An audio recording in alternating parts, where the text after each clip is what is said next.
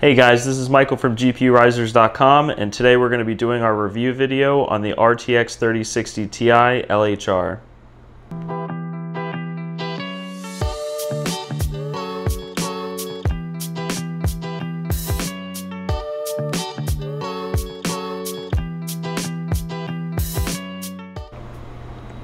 So a couple things I did notice with this card after a while is it seemed to be pretty steady with the overclocks that we have on it, which are the same overclocks that we had in the prior video. It's been hovering right around this 192 watts, 190 watts for the last 10 days or so. We went a little bit over the week. I wanted to give it a little more time, so we figured 10 or 11 days would give it a better estimate of what this thing brings in every day. So we're going to head on to the computer and break this down day by day to see what the daily profit has been on this. So as stated in the other video, we are mining Ergo through NiceHash's Stratums using MB Miner. It has been consistent for the past 11 or so days. We haven't had any crashes or anything like that, so this video should give a good insight to what this has been pulling in. So quick oversight, my 2 cents on this card. Overall, if I could go back in time, I would buy this again. I have another one that just came in, and I have some other LHR cards coming in. The initial testing on this is fairly promising. It's not as profitable as Ethereum day by day, but it's still very profitable even after electricity, and it's rock solid, and that's really where I think that these cards shine. And you know, with the 3000 series cards, I've mined with a bunch of different graphics cards. I used to be all AMD, not a single NVIDIA card. You know, during the 2000 series, my whole farm was AMD, mostly 5700s that I had in there. I still have a couple of them, but I really do enjoy the 3000 series cards. You don't need a BIOS mod them. They're just really plug and play, and I think that that's where these cards have a huge advantage for new miners and, you know, experienced miners that want to be able to just set up their rig and not have to worry about it, just the usual reboots and stuff like that. But yeah, we'll get more into that throughout this video, what the profitability has been like, and I'll give a little bit more of my opinion on these, and let's switch over to the computer. Alright guys, we're remoted into the test bench now, so let's go over some of the numbers that this card's pulling. So as you can see here so far, we have mined an equivalent of $39.10 US. This is over 12 days. I know originally I said I was going to do a week, however I wanted to kind of extend it a little bit and get more of a longer sample period for it to get a more accurate income per day on this card. So I know the market's been a little up recently. There's been an uptick in the overall crypto market because EIP 1559, and that does have some, you know, a good influence on the, you know, the income coming off of this card. However, again, this card is mining Ergo, it's not mining Ethereum. So I'm going to go over the income that this card has generated over the last 12 days. And then I'm going to do kind of an analysis, in my opinion, on whether this card is worth buying and, you know, different situations that you might be in. So first, let's calculate out per day. It's going to be $39.10 divided by 12 days. So let's pull up the calculator here. $39.10 divided by 12 days comes out to, on average, $3.26 per day. So let's plug that into the Excel document that I made to do the analysis of this card. I'm going to go ahead and put an income in of $3.26 per day. So now we have to calculate our electricity cost. Now, I know the rig is pulling in close to 200 watts while I'm remoted in doing a couple other things, but it's been steady at 190 watts. The system idles at around 50, so let's use about 130 watts as a nice round number that the card is pulling. So for this calculation, I'm just going to go to what to mine just to pull the electricity cost of the card. So on what to mine, I'm just going to use a 3060 Ti. It shows right here 130 watts. Again, we're just using this to see how much electricity, or what the electricity cost is every day on this card. I have about, let's just use 10 cents a kilowatt here. So now we're going to click calculate, and we can pull the number from here. It looks like it's going to be 31 cents a day in electricity. So to do that calculation, I would just doing the $4.40 minus $4.09. That comes out to about 31 cents a day in electricity cost for 130 watts at 10 cents a kilowatt. So we're going to plug that into our Excel document now over here. 31 cents. That brings our net income per day at $2.95. Now, just using these numbers, you can see here the total days to pay off this card is 213 days. I'm not sure why all the decimals are there. Let's keep it round there. So 213 days to pay off a card. The total cost of the card here, with tax included and shipping and everything straight from Zotac, was $628.06.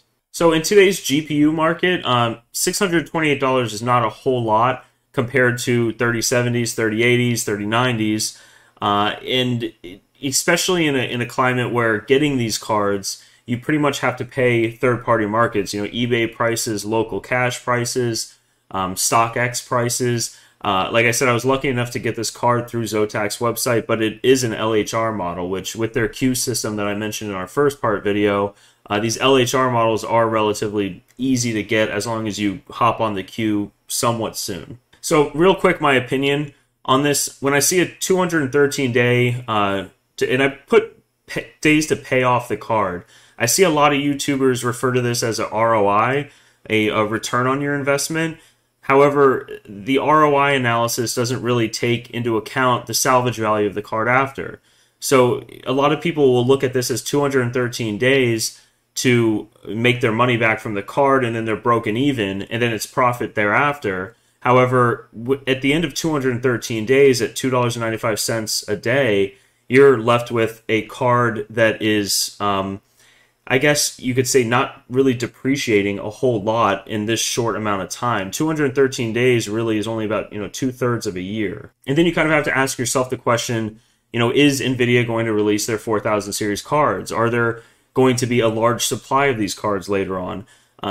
But when I see 213 days as the amount of time to pay off a card like this, I truly believe that these cards will hold their value in 2/3 of a year from now. Now, I don't think you're going to see these cards dip that far below what the retail market is going for in 213 days. My opinion is that these cards are going to hold value, especially in 213 days. The NVIDIA RTX 3000 series cards are great at gaming. I think that it was pretty much a game changer at 1440p, high resolution, high frame rate gaming.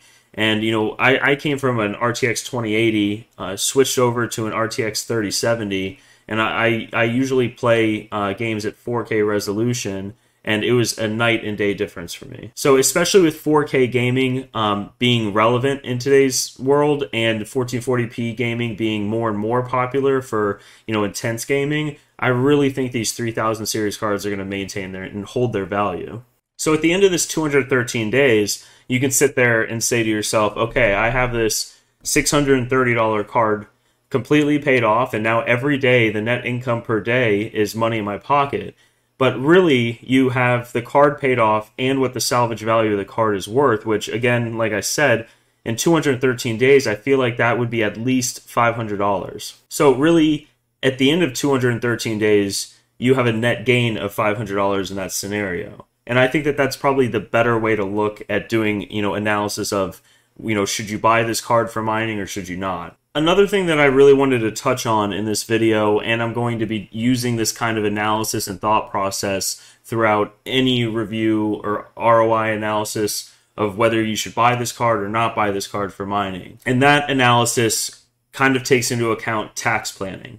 Now, if you're here in the United States, you're going to owe tax on the income from crypto mining. The IRS here in the United States, the Internal Revenue Service, states that crypto mining income is going to be ordinary income. So you're taxed at the time that you're paid out the mining proceeds. So if you're paid out, just say once a day from Ethermine, Sparkpool, Nanopool, you're going to be taxed the ordinary income amount that's equivalent in United States dollars to what you were paid out at that time and date. So putting this real short, I'm going to go into more in depth on this in other videos, but I wanted to touch on it because this is how I'm going to do a more tax approach analysis to whether or not it's worthwhile buying a graphics card right now for mining. Let's use $1,000 as an example. If you buy a $1,000 graphics card and you mine $1,500 worth of Ethereum on that graphics card, and then you sell the Ethereum and you have $1,500 of gain, you're going to be taxed on that $1,500. However, if you have a $1,000 graphics card and you're running this as a business, that's a $1,000 deduction. So really at the end of the year, you're netting a $500 gain. So that's kind of where I'm going to start this analysis, is with that kind of ideology going into it. Having a graphics card that you can deduct as an expense and having mining income being generated by it. So I'm going to switch over to the other tab now and kind of go through this payoff tax analysis scenario. Okay, so here is the same tab as before, just with a separate tax thing on the side. And I'm going to walk through that real quick here. So in the scenario that I mentioned before, a $1,500 gain, $1,000 expense, you net $500, so you're going to be taxed on that $500. For this purpose, let's use this as a real world example. If I'm in a 25% tax bracket, and the card costs me $628.06. If I don't buy that card and I have a gain for the year and my tax bracket's 25%, I'm going to pay tax on the $628 that I don't spend on the card. I'm going to end up paying tax on that gain for the year from other mining proceeds or other investments or whatever it may be of $157.02. So if you're sitting in October or November of 2021 before the end of the new year and you have a gain for 2021, then it's better to look at this kind of analysis. So here, if you had a gain, let's say at the end of 2021 of, $1,000, so you have some room to play with, if you bought this card, taking into account the tax benefits that you would get from the tax savings that you would get by purchasing an expense, then this card really would only cost you $471.05. So let's plug that number in to our true cost of the card from a tax planning and analysis view. So we're going to switch that over here, 628.06 to 471.05. And that brings our days to pay off the card to 160. Now, I've been mining for a couple of years now. Many of my cards that I currently have are paid off. So I usually have a net gain every month from mining proceeds because the mining proceeds outweigh my equipment deductions because my equipment deductions are already taken and paid off. So I personally usually go from an analysis like this. That's because I've been mining for a while now, for about 5 years, and many of the cards that I have, and the way that I built my mining farm, is I would pay the card off first, and then from the mining proceeds I get from that, once I have enough money to be able to purchase another card, I then expand by doing that. I never really purchased cards on credit cards hoping to pay them off. I expanded one card at a time slowly until I built my entire farm. So that said, I usually have a mining gain, monthly that goes on because I'm not paying off these cards or these deductions. If I make $1,500 a year in mining, I don't have that $1,000 graphics card anymore, so that's all gain. So that's really how I kind of do my own analysis on this, is I'm going to owe tax at the end of the year. So I might as well buy another item that I can then deduct as an expense or equipment if you want to depreciate it over time. And that really brings my cost, my true cost for the card, when you're looking at it from this tax analysis, to $471.05. Now, I'm just using 25% as a tax bracket here, but if just say you bought Dogecoin at 1 cent and you sold it at 40 cents and you made an absolute killing this year and you're going to be in the highest tax bracket possible, let's bump this up just to 35%, and then you can do an analysis of what it would look like if you reinvested that money into your mining farm rather than just taking the cash into the next year. So I think I had it messed up right here, the wrong cell, but this number was still right. So let's bump this up to about 35%. Right now, if I didn't spend this money on this card, at the end of the year, in 25% tax bracket, I would owe $157 in tax. Which, again, the $157 in tax that I would otherwise owe if I took that cash and brought it into the next year, that, again, is how I'm getting to the $471 as the true price of the card in 2021. So let's bump this tax bracket to 35% in the event that you did make an absolute killing on Dogecoin this year. So here I'm going to switch it over.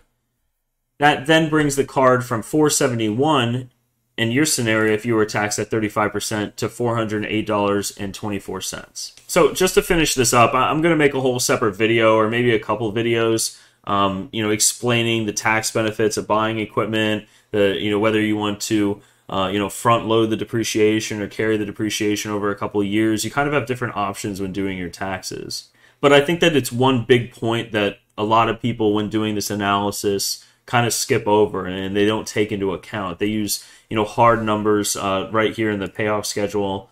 It's very straight lined here. It's the price of the card, the net income, and how many days it takes to pay that off. But the problem with that, again, and I keep saying it, is it does not take into account what gain you might have from your mining business or operation and carrying it over into the next year. So to kind of sum all this up and give my opinion and my final thoughts about the card is it's a little disheartening that these cards cannot really mine Ethereum efficiently. That said, I think it's good that we're finding different avenues, different projects that we can mine on, different proof of work algorithms that need miners. So from an analysis like this with a 25% tax bracket, $471 for the cost of the card, bringing in pretty much $3 a day on average over the last 12 days.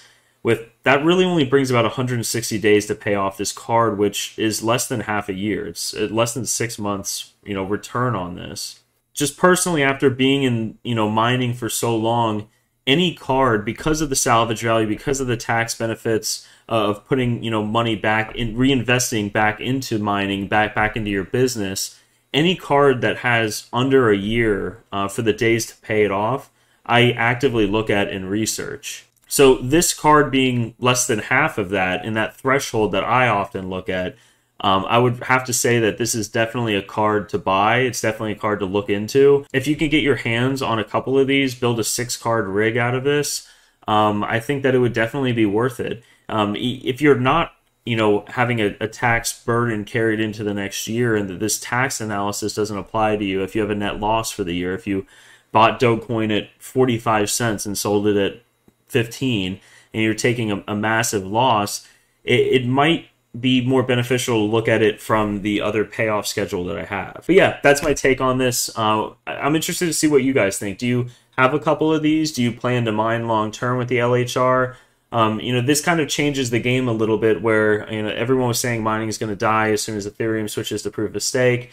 However, I think that there's so many different projects that are popping up, and I think that these LHR cards are going to get a lot of miners like you and I to start looking at these other algorithms and moving and swaying into these different blockchain projects that are going on. So that's everything for this video.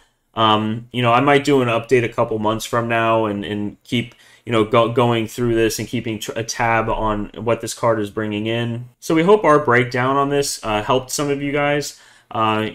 If it did, please hit that like button and subscribe. We're going to be coming out with a lot more content. But yeah, that's everything for this, and I hope everyone that's watching this has a great day, and we'll see you next time.